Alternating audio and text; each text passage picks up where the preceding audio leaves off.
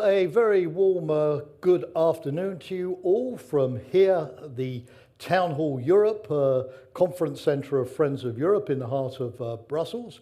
My name is Jamie Shea. I'm a senior fellow here at Friends of Europe. You've probably noticed already that I'm not Dharmendra Karmani, who was due to moderate today's session. Dharmendra has got himself snarled up in the Brussels traffic. I arrived on the Eurostar, which proves that notwithstanding Brexit, you can still get to Brussels faster from the UK than from the outer suburbs of Brussels. That makes me optimistic for the future. Ladies and gentlemen, today is the day when every year Friends of Europe holds its Balkans summit. There'll be plenty of good interactive political debates this afternoon, but we wanted to start off with something slightly different, which is a dialogue with the future of the Western Balkans. In other words, the young people, the successor generation, the 16 to 25-year-olds who are already asking questions about their future, prospects in their countries, how good their democracies are, what EU membership could possibly mean for them in the future, and wanting already to get their priorities, their concerns, their hopes, their expectations across to the political leaders. And so we're going to start over the next hour with this dialogue. We're very fortunate to have found 30 such future young leaders from across the Western Balkans, a very representative sample. And we are extremely privileged to be able to lead us off and to enter into a dialogue, an interactive conversation with these young leaders. The Vice President of the European Commission, in charge of democracy and demography, Dubravka Suse. I hope, Commissioner, that as somebody who is famous for mangling the pronunciation of people's names, including my own on occasion, I've managed to get that more or less right. The Commissioner is a well-known political leader from Croatia. She was the first female mayor of Dubrovnik. She's also had international service with the Council of Europe, and so she is an ideal person to give us both the perspective of the region, but also the perspective of Brussels. We'll hear first from the Commissioner in 5 or so minutes of some introductory thoughts. Then we're going to go directly over to those of our young political leaders who want to come into the discussion. And obviously I'll give the Commissioner the opportunity periodically to take the questions, take the comments, give her thoughts and reactions. In the meantime, as we at certain points in the conversation, I'll be showing you some interesting polling results, because Friends of Europe have got together with UNICEF, and together we've surveyed 2,000, an even more representative sample than the 30 we have today, young people from the region on what they think of politicians and how much they care, if they feel their voices are being heard, their thoughts about EU membership and what it means, and finally their priorities. And so at periodic intervals I'll interject these polling results, which I hope will be interesting for all of us. And again, the Commissioner may well wish to comment on those as well. So Commissioner Suse, again, big thanks for joining us today. We're really privileged, delighted to have you. I then pass over to you for some introductory thoughts, and then we'll get the dialogue going with our Western Balkan successor generation. The virtual microphone is yours, Commissioner. Thank you very much, dear young ladies and young gentlemen, dear young people. My thanks go to the Friends of Europe for organizing today's summit, and in particular for starting the series of roundtables giving the floor to you, the youth of the Western Balkans. I do appreciate this opportunity to be with you today to discuss together our common challenges and prospects. Just recently in Rome, I met with young people from the Balkan regions with the Italian Minister Di Maio. It was enriching for us to hear from them. And I speak to you now as European Commission Vice President for Democracy and Demography, but I was once a teacher, then a mayor, as already mentioned, and a member of the European Parliament. From the moment I entered political life, I have invested in citizens' empowerment and engagement. As a former mayor of Dubrovnik, where I established the first ever Children's Council, this kicked off a tradition of child participation in the city's decision making, because we politicians should always take people along with us in our policy making at all levels. The European Commission has declared next year as the Year of European Youth. This ties it with the principle of the Conference on the Future of Europe. We want to ensure that young people contribute fully to the deliberations. With the Conference on the Future of Europe, for the first time, we opened truly European public space, where citizens of all ages, backgrounds, and locations can share ideas with citizens in 24 languages. Young people have a very special place in this conference.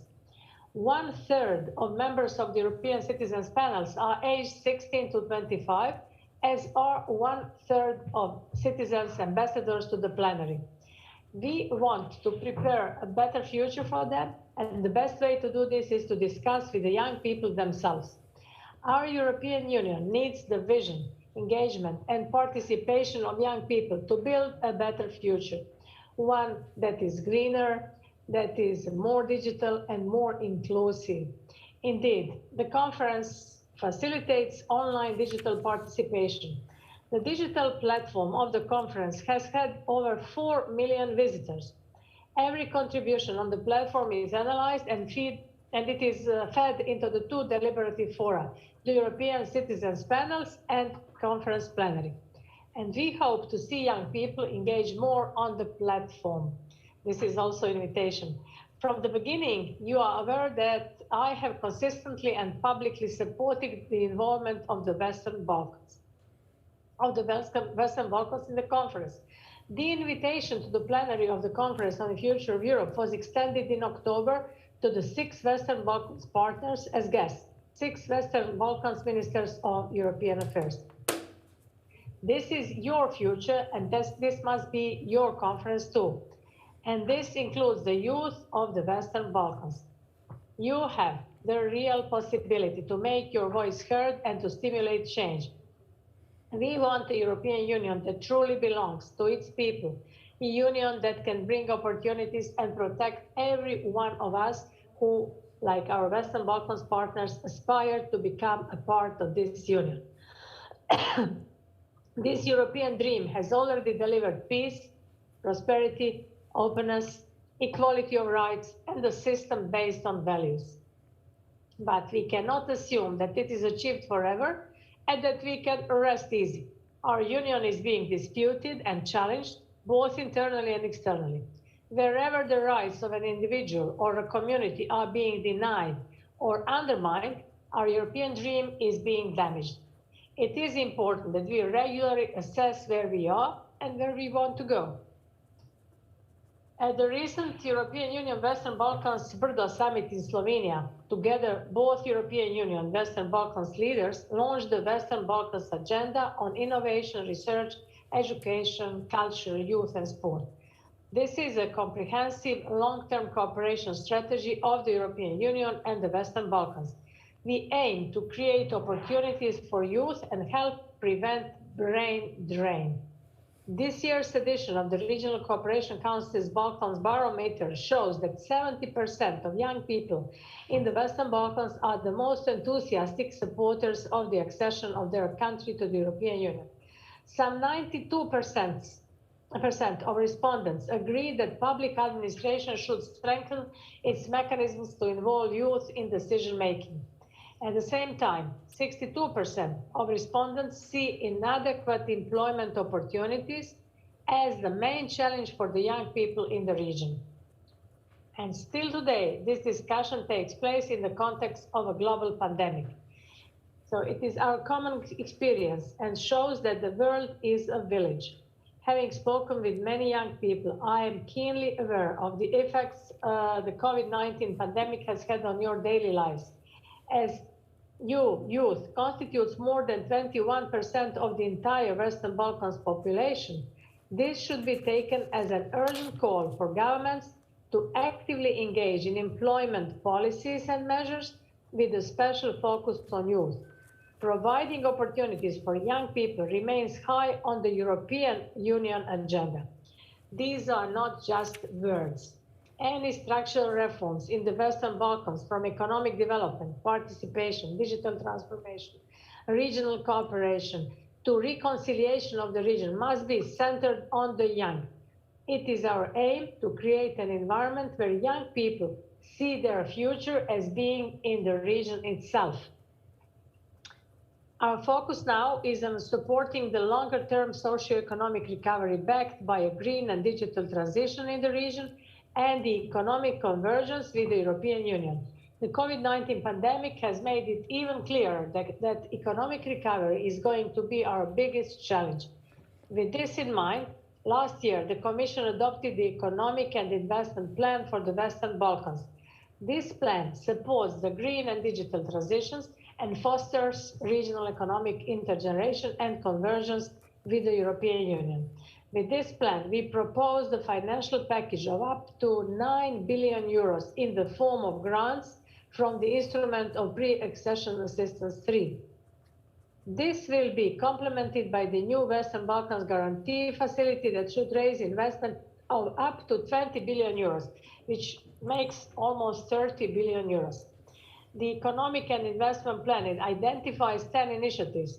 One of them is Youth Guarantee, which aims at ensuring that all young people receive a good quality offer of employment, continued education, apprenticeship, or traineeship within a certain period after becoming unemployed or leaving formal education. This is a recent launched policy in the European Union, and it makes sense that we are now extending it to the benefit of the Western Balkans. Yep. The authorities are preparing the implementation plans for the Youth Guarantee. I encourage you all to participate actively to shape these implementation plans together with the authorities, and of course, to eventually take advantage of the opportunities that the Youth Guarantee will open for you. In the past years, the European Union was able to save lives and jobs and protect the most vulnerable. We were able to build the basis for the next generation of Europeans to have the same peace and prosperity that those of my generation aspired to and achieved. Yep. Solidarity is the key lesson of the pandemic. This is valid within and outside the borders of the European Union. At the recent summit, the leaders of the European Union reaffirmed that European perspective for the countries of the Western Balkans. They reaffirmed this perspective. We will set out shared EU Western Balkans priorities for the coming years to emerge from this pandemic stronger and more resilient, to work towards keeping our citizens healthy and safe, and to develop more innovative, greener and digital economies. Making our democracy fit for the future. And I want to thank you for the opportunity to mention a few key points to open up the discussion. And I look forward to listening to your questions and your ideas. Sorry for such a long introduction. No, Madam Vice President, it's simply that the names are being added to the list all the time. So clearly what you're saying is engaging our young audience. And they want, obviously, the chance. It doesn't come every day to talk, to put their concerns, their questions to a senior European leader, as you are. But you also gave us a lot of substance there. It's excellent that young people are being involved on the Conference on the Future of Europe, thinking of a European Youth Year as well. You've also been doing a bit of polling of your own. That was very interesting. We'll compare your polling results with the ones that we have with UNICEF in just a moment. And the whole idea that a lot of the EU financial and investment support to the Western Balkans as part of the Green Revolution and adding to technology and to promote enterprises will also benefit young people with, of course, jobs. I like the idea also, Commissioner, that the aim is that young people should have the opportunity to stay in their countries and stay in the region if they so wish. It's always nice to travel to the rest of Europe, of course, but not the sense that they are forced to leave, because that's the only way they can have a future. So you raised a lot of points. So Luca, you're first up. Please put your question to the Vice President, and then after that we'll have, I hope I'm pronouncing this correctly, Ongjan. Forgive me if I've mispronounced that, but hopefully you can identify yourself. So get ready for your question next. But Luca, you're first up. You're on the screen, so off you go, please. Oh, good afternoon. Let me start by introducing myself. My name is Luka Pavitevic. I come from North Macedonia. I'm an independent researcher and an activist. Most importantly, currently I serve as the president of the Union of High School Students of North Macedonia. That is the nationwide body that represents the interests of high school students throughout the country. In terms of what the Vice President of the European Commission has said, I am incredibly happy to hear that she has been a teacher before, and that as mayor of Dubrovnik, she started the first ever Children's Council. So I would like to bring back the discussion to two routes. The first route is the grassroots level that is incredibly important when it comes to ensuring youth participation in our democracies. And the second route is the chronological or the biographical route that the commissioner mentioned as being a teacher. I'm quite sure that she would perfectly understand the importance of what I'm about to say. So to start, when discussing a problem, I believe the most important and necessary step is to recognize that we have a problem. The Western Balkan countries are indeed struggling with their democracy. In fact, every single one of them is classified as a hybrid regime per the latest Freedom House report. The same findings can be backed up by the Economist Intelligence Unit. However, it is a good sign that politicians have started to recognize that this problem exists, at least on a rhetorical level. In a video filmed for Friends of Europe, Stevo Pendarovski, the incumbent president of North Macedonia, has stated, many of the Western Balkan 6, if not all of them, lack a democratic experience. Why? Because some of us have never been in democracy prior to the fall of communism, so we need democratic values to be firmly embedded in our institutions and even more in the minds of our citizens. End quote. Essentially, what the president is saying is that we will have to learn democracy. Simply, it is not a matter of wish that can be written on paper and then magically implemented, but actually democracy is a long historical process that needs to be embedded in the minds and hearts of the citizens. Luca, that's excellent. So I'm cutting you in just to say two things. First of all, we've got a lot of people who want to come in, Luca, and what you're saying is extremely interesting, but I'm mindful that everybody deserves their slot. So could I ask you to succinctly wrap up? But as you point to the health of democracy, Luca, have you got one or two ideas of your own, apart from analysing the problem, what you think your leaders should be doing to improve the health of democracy? So I'll give you half a minute, but need to ask you to wrap up succinctly. So today I'm proud to inform the Vice President of the European Commission, as well those in attendance, that there are efforts made by the Union of High School Students of North Macedonia. Currently, the law doesn't mandate that student councils should exist in every single school throughout the country. And the situation is bleak. Even those schools that have them do not have a necessary democratic mandate to do so. That is why we are calling for a law reform in the country to ensure that all students elect the presidents of their student councils, and these elections to mimic the real election process. To conclude, while being perfectly aware that the education system is in the jurisdiction of the member states, we do believe, and we would like to counsel the Commission to find ways, to identify ways, either to a regulation or a directive that could be done to encourage all of the 27 member states of the European Union to do similar initiatives in their own countries, so that we ensure that young people are not only included in the discussions about their future, but actually they have the necessary channels to voice their own opinions and also offer the solutions. Good, Luca. Hey, Luca, that's excellent. Again, I apologise that I had to sort of ask you to come to an end because, as I say, lots of other people want to come in. But that was very interesting. The idea, of course, democracy for young people begins at school as part of the education process, the school's councils, elections, the apprentissage de la démocratie, as they say. I know that the Vice President, who fortunately has agreed to stay with us, will be sort of taking note of what you're saying and hopefully she will agree to come back in as we go through the discussion with some quick reaction thoughts to the proposals you're making. So Luca, thanks for getting us off to a good start. And now, again, hopefully, with hope that I got the pronunciation sort of half right, I pass to Ongjen, please. Thank you very much. Hello, everyone. I am Ognjen Markovic, team leader in the Regional Cooperation Council, leading the Western Balkans Youth Lab project, EU-funded one, following the Sofia summit, where the Western Balkans and EU leaders committed to have the Youth Lab in the Western Balkans as per youth dialogue that is being implemented in the European Union.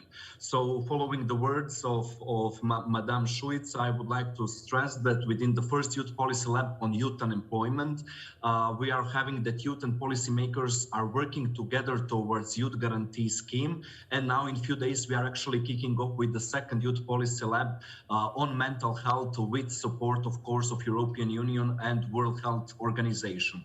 What I wanted to stress is actually that, as per her words, since Madame Šuica quoted RCC's Balkan Barometer, where young people are most enthusiastic about EU accession process, I think that we need more structured and multi-sectorial processes in the Western Balkan 6 when it comes to inclusion of youth in policy making, especially in light of European Year of Youth and in light of Tirana being European Youth Capital in the same year.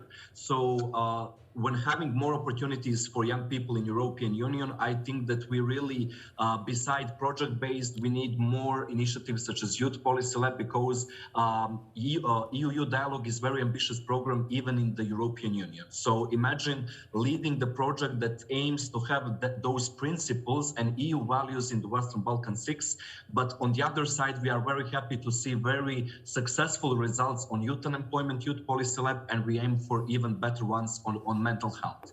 So having in mind these, we hope that there will be many of the youth policy labs in the future, and would really like to hear also from Madame Šuica her thoughts on how to include more young people from the Western Balkan 6. Thank you very much. Again, thank you very much, and thanks for a very succinct intervention there. You mentioned the mental health problem. Of course, COVID has put a particular stress on young people at this present time. So how does that impact on young people in the Western Balkans, government policies? Youth Policy Labs, that's a very interesting proposal. You're from the RCC, the Regional Cooperation Council. It's great to see that they also have the successor generation in their ranks, because we'll be hearing from other representatives of the RCC in some of the debates in the Balkan Summit that will begin after this session. So again, I'm sure that the Vice President has noted what you had to say there. Let's then proceed to Matilda, please. You're next up, Matilda. So the virtual microphone is coming your way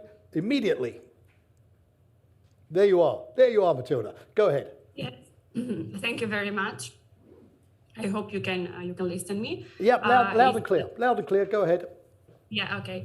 So my name is Matilda Karčanaj. I work for Regional Youth Cooperation Office. For those who don't know, RYCO is a regional mechanism in the Western Balkan 6, established by the government of the Western Balkans under the initiative of Berlin process. And our focus is in bringing young people in the region closer, so enhancing youth cooperation and reconciliation. And last year, actually this year, but it feels so long now, we conducted a study. We asked young people in the Western Balkans about their concerns on the security and peace in the region. The study is called Shared Future. I mean, I'm also going to share later on the link in the chat. Thank you for that.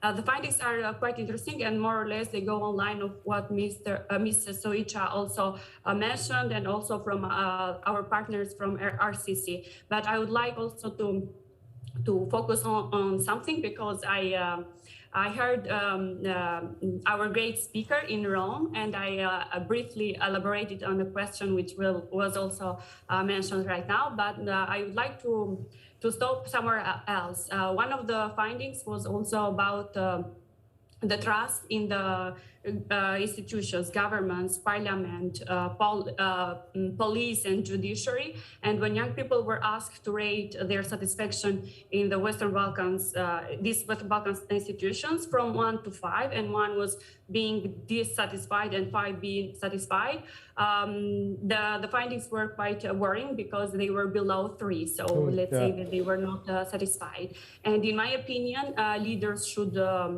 listen and understand young people needs and concerns, and they should provide more inclusive programs for young people and include them also in development of policies or processes that are related to youth. And also the government should also provide quality education and also job opportunities in the Western Balkans, because these were also some worrying concerns for young people based on, on our study. But I would also like to hear from our speaker, let's say, or her thoughts on how also us as a regional mechanism can join forces with the other institutions and work on this direction, and motivate more young people so that also they are satisfied with the quality of life in the Western Balkans, and then have them also staying in the Western Balkans. Okay, Matilda, thanks a lot. Excellent. Some interesting thoughts there, particularly about trust and how to involve young people in the overall effort that engages all of us to build more trust in their institutions. You can't have a democracy if people don't trust the institutions that are meant to represent and implement democracy. You mentioned education and jobs. Yeah, another thing that Matilda mentioned, which I think maybe the Vice President might want to comment on at the end, is this idea that there are obviously lots of initiatives, there are lots of different groups, so we've heard about some of them already. How do we sort of join these up and federate these to really get critical mass? Anyway, Matilda, thanks. We're going to have just one more intervention before we go to some of these poll results, which I mentioned earlier, which is from Wikalina. So Wikalina, please come in immediately. I can see a hand up. I pass the virtual microphone. Yes, you're there. So go ahead, please. Thank you very much. I hope you can hear me well. Yes, excellently. And again, thank you, Ms. Šuica. It was wonderful to hear from you, and I really liked how you stressed the importance of that dialogue and having young people have their voice actually at the decision makers' tables. However, what I wish to draw everyone's attention to actually is those tables on local levels and national levels, which quite often tend to get, crowded by older people who have been around for quite a long, which is fine. But then again, we have younger people who were born, into broken education systems, into non-functional labor markets, broken health systems, who are participating in unfair labor markets and yet come up with solutions, which I think is very admirable and is very entrepreneurial today. So what I kind of wish to say is I would really like to see more initiatives on local and national levels, and including young people, giving them those seats at the decision-making tables, because they are, or we are, experts on our realities that we're living today. And also another thing that I quite often see is the discrepancy between governments and civil society sector, where I think that especially young people who are now running either companies or organizations in the civic society sector do have some very innovative approaches and solutions. So in this case, I would say, unlike in schools where you're not allowed to copy your answers, the time has come where I think that we've all done it in our lives, if we're honest with ourselves. At times, and it's done some good. So I think that the time has come to copy some of the answers from young people and from the CSOs into other sectors and really get to the implementation of those principles. Thank you. No, that was, again, an excellent intervention. Thank you. This idea about how do we make sure that we get all of the good, innovative ideas that are coming out at the local level, not just focus on schools, although that's important, civic society, and how do you get young people from people who are consulted to people who actually are involved in some of the decision making and decision taking, because at the end of the day, that's what really matters. Vice President, Madam Vice President, I'm going to ask you to come back in just a moment, if you would do so, just to comment on some of the things you've heard so far. We had a range of different ideas and views there with some good practical proposals, and I'm grateful for that. But in the meantime, let's switch to the first part of our Friends of Europe UNICEF poll. Hopefully that will flash up on the screen immediately so that you can track what I'm saying. We asked similar questions to what we heard already from the Commissioner and from the Regional Cooperation Council. First question was, the politicians in my country care about what ordinary people think, with the question mark, of course, added because it's a question. And this tracks a little bit with what we were hearing a moment ago about lack of trust in key institutions. 63.8, nearly 64% strongly disagree that their politicians care. Only 8.2 would strongly agree with that. You get some neutrals, you get some somewhats in the middle, but that 64% figure is pretty damning, right? So obviously build trust between the democratic processes at local, state level, and young people. How to do it? Maybe the Commissioner has some thoughts on that. And then we had the second question. Young people in my country have opportunities to be heard by politicians. And again, slightly less this time round, but still going in the wrong direction.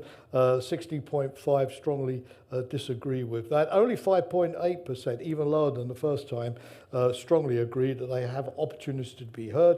Again, around 10% are neutral, but we have 17.2% who somewhat disagree that they have the opportunity to be heard, as compared with only 6.5% who think that they somewhat agree. So those are pretty conclusive, and they tally, as I've said, which is useful, because if polls contradict each other wildly, then we're going to have difficulty forming some conclusions here. Madam Vice President, back to you for just 5 minutes, if that's all right, for some quick fire. I'm told even less than 5 minutes. I'm far too indulgent as a moderator. Sorry, Madam Chairman, but I have taken the instructions from my team, who say that you have 2 minutes. I'm going to couper la poire en deux and ask you to take 3 minutes. But just to pick up, not everything, but anything from that initial round that you found particularly sort of interesting, or which you would like to react to. The virtual microphone is back to you, Madam. Thank you. I will first reflect on the polls you showed us on do politicians care, and are young people able to be heard from politicians? And both were results were really disappointing. If it's, I believe in the correctness of this poll, which has to do with really a strong disagreement of young people on these two questions. So everything is about democracy, what was mentioned by Luca at the beginning. And you know that the name of my portfolio is Democracy and Demography. So the reason I'm talking about Conference of the Future of Europe and about European Union, but it can immediately be translated into Western Balkans. So what we realized sometimes, that there is a gap between us, politicians and policymakers, and citizens. And we wanted to narrow this gap. We wanted to come closer to the citizens. And this is the reason why we started this unprecedented exercise of deliberative democracy, in order to talk to citizens and to make them feel that they can influence drafting European policy. You have the same possibility, and this is my offer again, via multilingual digital platform, which is there in 24 languages, but you can do it in English or in one of Slavic languages. And you can post your idea. The more you are on the platform, the better the results will be. So there is no geo-blocking on multilingual digital platform regarding Western Balkans and other parts of the world. So this is the possibility to be active, to interact with the policymakers, and to bring your ideas on board. Yes, Nicolina said that there is discrepancy between government and civil society. It can be true, but all of you can be on board, and you want to sit at the decision-making table. Of course, there are many different possibilities where you can sit at the table, but the best is to intervene via civil society, to intervene via this multilingual digital platform, to also, of course, be in elections. So it is also important. And the reason why we call our recovery and resilience plan for the European Union, it is popularly called Next Generation EU. We are preparing this Europe for next generation together with you, with young citizens. And the reason why we have 1/3 of citizens in the Conference of the Future of Europe who are 16 to 25 means a lot. All of this can be translated also in Western Balkans. So I'm always in favor of having dialogues, but if we have dialogues, and this dialogue today, if it's not posted or submitted on the multilingual digital platform, it is like it never happened. So you can, Friends of Europe, I hope you put it on the multilingual digital platform. The conclusions of this event today can be taken into consideration while drafting conclusions on the Conference of the Future of Europe, because we cannot talk about future of Europe without having Western Balkans in mind. Yep. So that is the key. So my proposal to Friends of Europe is that this dialogue today and this exchange of views be subscribed to multilingual digital platform, and whatever we are talking here can be then taken into consideration. This is my offer to you. Madam Vice President, that puts the responsibility firmly on our shoulders, but yes, absolutely, it's an excellent idea, and I'll follow up with the team afterwards to see how we can do that. We've heard from the Vice President that it takes two to tango, if I can use this expression. The EU clearly is identifying a number of programs that give opportunities for young people in the Western Balkans to engage in the wider European debate, have their voices heard. It's very encouraging that 1/3 of participants are on the platform for the Conference on the Future of Europe are the young generation.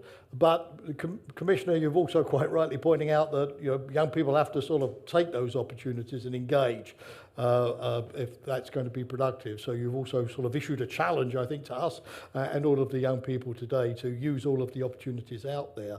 And you've helped us, I think, Madam Vice President, to identify just where we can plug in there. So let's, before we move to the next round of interventions from our young people, let's just, if we can, dear team, take a quick look at the second part of our UNICEF poll, because I think this will also help to frame our discussion, where we're looking, Madam Vice President, I think this will interest you very first hand, at support for joining the EU. So here we go. You could see, yes, the EU membership would make things better. Nearly 60%, or, well, nearly 57.4%, but quite a large majority. Neutral, there are always people who are neutral. No, it would make things worse, under 11%. Always, of course, don't knows too, but still, I would say that that is 2.5 cheers for the European Union at the very minimum. So Brussels still attracts, Brussels still has the soft power, the influence. It's still the lodestar to which young people look. That's good as a basis of which to build, notwithstanding, of course, the day-to-day frustrations about how fast is the process going and when will it finally happen. And that brings us to the second question. When do you think your country will join the EU? The gap between aspiration and reality. Within the next 5 years, hopes are not very alive there, fewer than 10%. Within the next 10 years, slightly up to 25.7%, so there's hope at least in a decade. But still, there's quite a sizable proportion, nearly 50%, of those who think that this is either never going to happen or it's going to take at least the best part of their lifetimes. These young people who will be sort of my age, drawing their pensions before they believe that EU membership is on the card. So there is clearly Madam Vice President, but you know this, of course, very, very well, that gap between what people hope will happen, but what they expect will happen. And of course, that could be a dangerous gap if it means that the EU loses traction and influence as people lose hope. I'm sure you'll have a few words to say on that when I ask you to intervene at the end of the next round and at the end of our debate today. But in the meantime, let's pick up more comments. We have Besnik first, please, followed by Alessia. Besnik, you're first, so hopefully you're on the screen and you're ready to go. So the microphone is with you. Go ahead.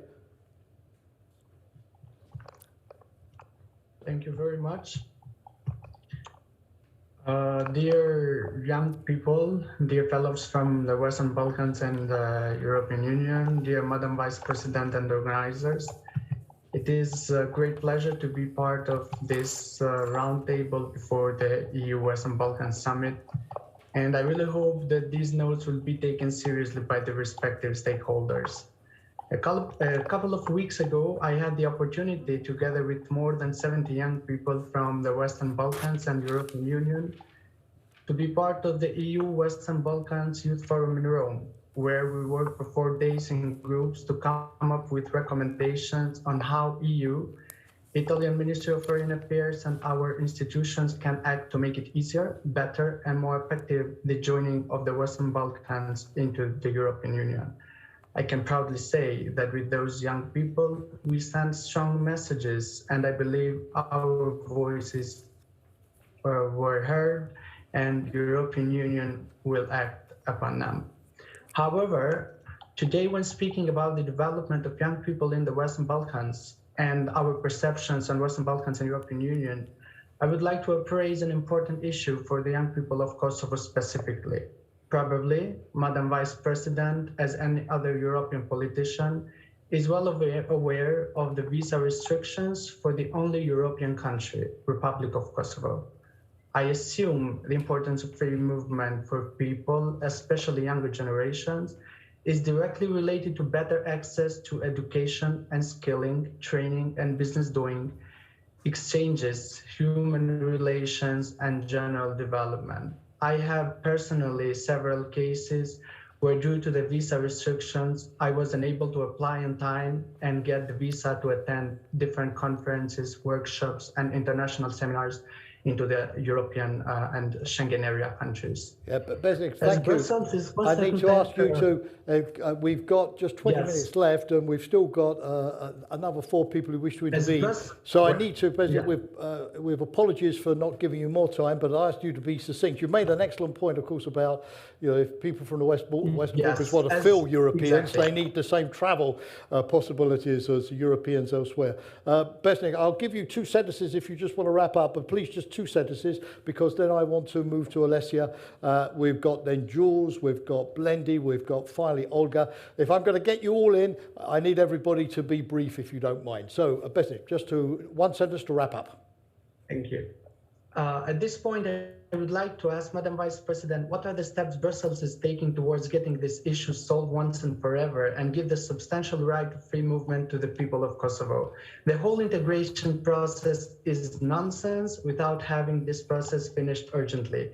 And moreover, more remarks regarding the absence of Montenegro and Kosovo in the poll that you are presenting would be welcome, so we would know how the data was collecting and processed. Besnik, thank you. Thank you very much. Thank you again. Apologies that we don't have more time. The hour seems long and then flies by.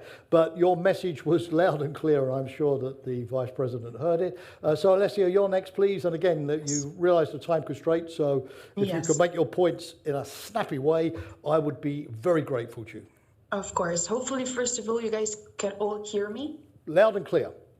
Okay. Thank you, sir, for the word. And actually, thank you to the Friends of Europe for being Friends of the Youth as well. Last year, we were not so many youth delegates. And now, guys, we have our own panel. So it's a great step. we all feel the same when it comes to the youth battle, which is to getting our voice heard. Now, I understand that we are considering in a European part, but we need to check it also a little bit on the nationals. In my opinion, one of the biggest issues, I'm going to speak loudly and clearly, it is the gap between the politicians and the youth. So, in my opinion, in Western Balkan countries, there is more work to be done. For example, we can do the platform. It is in the European Union level, but we can do the platform in national level. So what I mean by that is that in the moment that we have an app or a platform where the youth can go and express their issues, their opinions, everything, because everything is changing step by step. So in the moment that we have a platform, for example, in my country, we have a platform, the government can actually check themselves and can take our ideas and implement them. So this platform, in the moment that it gets checked every 3 months through reports, I think that our voice would be easily transported to the higher hierarchy. So, because the youth is not only in the capital, this is something that we need to say it loud and clearly. The youth is also in the villages, it's in the capital, and in my opinion, it's really concentrated at the moment. Regarding the European Union level, since the most affecting issues are labor migration, career opportunities, and everything, why doesn't the EU make some concrete steps? Because of the fact that this process, it has been going on for so long. Yep. We know the right that falls under Article 3, 4, and 6 of the Treaty of the Functioning of the European Union, that it does not allow the EU to have competences, either exclusive or shared, in order to create a common policy. Okay, let's hear. Yep, one sentence to wrap up. Yes, but we have the Article 288, which gives us opinions and recommendations, which are non-binding tools, but yes, they have the ability to make some change and give some peer pressure and actually understand where are we. Okay, thanks, Leslie. And again, thank you again. Sorry for limitation of time, but you did very well by putting two very clear thoughts and ideas forward. The national sort of consultation platforms, that's a good idea as well. So thank you for that. Then we've got Blendy, followed by Olga. Just to give you a heads up, Olga, that you'll be after Blendy. As our time is limited, again, please make your points quickly, because that will help others to have the opportunity to speak. And also, if you want to make a longer comment, which we don't have time for on the screen, there is, of course, the chat function. And so please use that, and we'll record everything you say once the session is over. Blendy, please. Hi everyone. I'll try to be very quick so everyone can have the time to speak. I'm coming from North Macedonia and I'm a social activist in North Macedonia. I wanted to make two very important comments related to the discussions that we are having. First is pretty much as a kind suggestions for the conference that is going to happen after this. Because the topic of the conference is called Shifting the Narrative, it is important to let the leaders of our countries and representatives of our countries to let them know that they should change the narrative of the European Union, because they have created this whole new narrative that if let's say we join tomorrow European Union, our capital cities, for example, Skopje will become Paris and every problem will get resolved like a magic wand. So please just remind them they should change their narrative, because it will harm the process more. And the second comment that I want to make is related to the youth. I believe this is my fourth conference that I'm with high representative people, even from my country, even from European Union. And I've come to a position in which I really want to, I'm tired of hearing only talks, which looks like, for example, youth. Usually the representatives from EU and from our countries, they say youth are decision makers, blah, blah, blah. Youth are very important to us, blah, blah, blah. And then they continue, youth should be part of the decision making, blah, blah, blah. And everything will be blah, blah, blah. Nothing happens after the conference. So this is something that is should be addressed by everyone, not to have things in blah, blah, blah, but to put it into real action. So Okay, thank you very Blendy, much. thank you. You obviously feel that the blah, blah, blah concept doesn't just apply to international action on climate change. Yes, so talk is fine, but action has to follow. That's a clear message. And thanks for your comments on getting the narrative right, which we'll take account of when we start our session later. Thank you. And then I've got 4 of you left, so I'm going to have to ask the last 4 with apologies, but at least you'll get the microphone. Please to keep your comments to 1 minute. As you've seen from others that you could say quite a lot in a minute. So I'm counting on you. We've got Olga, we've got Jules, we've got Emma, and then we've got Claudia Cassiu. And if I mispronounce that again, I apologize, but you know who you are. So Olga, please, 1 minute. Thank you so much. In this dialogue for the future, with the future of Western Balkans. So my point will be about the labor market. The labor market participation remains very low in the Western Balkans, and particularly among the vulnerable groups of young people, and leaving valuable human resources in that way untapped for economic growth and social development. Part of the problem is that overall vocational attainment of the population is low and does not match the needs of the evolving economy. And the current adverse demographic trends, such as low birth rates and aging population, are aggravating the situation, which is reducing the labor force and putting pressure on public finances, as more support is required to address the needs of a growing number of inactive and long-term unemployed people, and to invest in health and long-term care services as well. So the lack of employability among young people exposes shortcomings in education system and quality offer of employment support and practice-based training. I think that combining youth inactivity and unemployment required capacity building and more capacity building and partnerships of public, private, civil society stakeholders generally to develop and implement the youth initiatives and the pathways to employment, including outreach resources that are targeting young people who are neither in employment, education, or training. So also these efforts are needed to build the gradually. Olga, thank you very much. Thank you very much. But you got a lot out there in a minute, so thank you. But you addressed something which we haven't maybe developed as much as we could, the labour market, the social mobility, the skills and training issue. So thanks for putting that on the table. I want to give the Vice President obviously a chance to give us some concluding thoughts. So Jules, you also will be limited to 1 minute, please. Emma, the same to you. And Claudia Catsiu, last word, but only in 1 minute, please. So over to Jules, please. Hello, so good afternoon. My name is Jules Striffler. I am a research officer at the regional NGO, the Balkan Forum. Okay, so I would suggest putting an emphasis on striving to impact disadvantaged youth and individuals as a promising objective. I do think that impacting beyond the highly educated polyglots and globalized youth is a key objective. My point is to stress that unfortunately higher education, foreign languages and mobility across borders sometimes remain privileges that not everyone has access to. I have been successfully living in Bosnia and Herzegovina, then North Macedonia, and now Kosovo. I firmly believe that to the potential of connecting civil societies from the Western Balkans region with their counterparts within the EU. At the end of the day, we have to remember that it is all about citizens. To do so, freedom of movement must be significantly eased. Visa regime, both within the region and also to the EU in the case of Kosovo. Thank you very much. Thank you. Thank you for being so helpful there by putting your point so succinctly and eloquently, I add. Emma, please, you are the penultimate one. So again, 1 minute if you don't mind.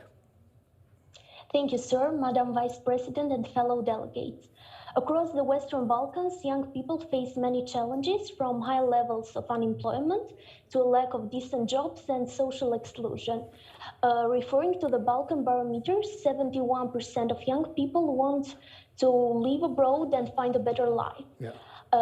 State bodies, private institutions, and non-profit organizations must offer more opportunities to build youth capacities. The potential for the Western Balkan countries to suffer from brain drain and brain waste is very big, and politicians need to be very far-sighted and preventive in their decisions. Young people are the drivers of change, and they need to be involved in the decision making, and they must be listened. Okay. This is the way to make them stay in their country and not migrate elsewhere. Thank you, So Emma. leadership is all about listening. Thank you very much. No, thank you, Emma. Again, thank you for sharing your views succinctly, but this was also what the Vice President said about people have to have opportunities in their own countries. They may want to leave because Europe is a wonderful place and it's great to go and see different places and work there, but you shouldn't be obliged to because that's the only way you can make a living. So a good point there. And then finally, again, if I'm mispronouncing, apologize, but it's Kladze Katsu. But you can give me the correct pronunciation at the very beginning. You have the last word, sir, but again, 1 minute, and then I'll ask the Vice President to give us some wrapping up, concluding thoughts. Thank you. Well, thanks a lot for the perfect pronunciation, first of all. I think you're being very kind to me, but I'm grateful for that.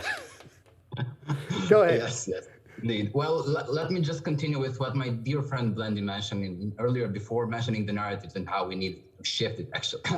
And I'm a young European ambassador, one of the 60s in the Western Balkans, the program of the European Union. And what I'm actually facing, and I believe my colleagues also do face a lot of difficulty in actually keeping promoting and keeping the spirit up of the European integration, not only among young people, but among the broader society.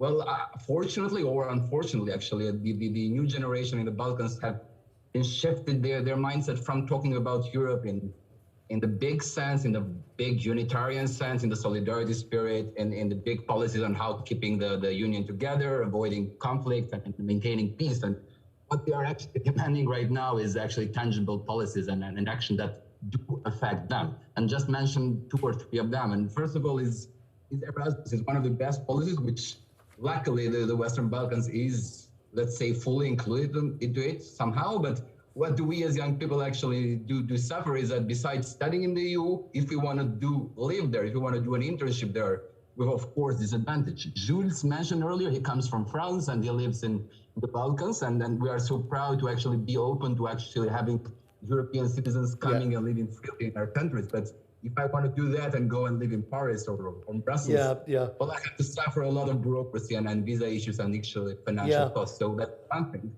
And let me conclude, just let me conclude, please. I already made you a compliment. That was the reason. No, indeed, I owe you, you're right. I paid the price for your kindness, but we really are out of time. So 1 sentence, please. Well, the Conference on the Future of Europe. I'm a European citizen. I'm not an EU citizen. And what we are lacking in this conference, Madame Šuica mentioned, is that the institutions in Brussels actually failed to actually arrange an agreement allowing citizens of the Balkans, not politicians, to meet them every month, twice in a month, Slovenia 2 months ago. So we need citizens of the Balkans be engaged in the citizens panels and in the conference. If we don't achieve that, then we're just failing on our promise. No, you make excellent points, and I'm sorry you don't have more time to develop them, but you make excellent points. I mean, things have got to be practical, solving practical problems in people's lives, mobility, education, you mentioned Erasmus, and regularized sort of consultation channels, not simply ad hoc. Madam Vice President, bear with me just for 1 moment before I give you the floor for the final word, because we did have one final finding from our poll, which I've been taking you through, and it's interesting. I wanted to use this at the end to see that it tracks with many of the themes we discussed today. Many young people in the region wish to move abroad. What should your country do so that they would want to stay? And higher standards of living, 38.6, reduce corruption, strengthen justice, the notion of trust in institutions, 25.6, jobs, 18.6, better education. These are very much the themes that resonate with young people today. But they sound as European as everybody else. They want to be as European as everybody else. They look to the EU, they're highly motivated. And so my sense is that, as we've heard today, Madam Vice President, these are people with a lot of ideas, a lot of energy, a great deal of dynamism, a lot to contribute, and we would be making a serious error not to give them their opportunity within the wider EU of tomorrow. That would be my conclusion, but you're the expert, Madam Vice President, you're the leader, so over to you in 1 minute. Also, sorry, but equality is the same discipline for everybody, from the top to the youngsters. So what did you take from those final comments that we heard? Thank you. I heard a lot. Thank you for all your comments. Thank you for all your contributions. But as you see, this is vicious circle, what you are talking about. I will take what Clyde and Blendy said on, for example, blah, blah, blah. It's not only blah, blah, blah.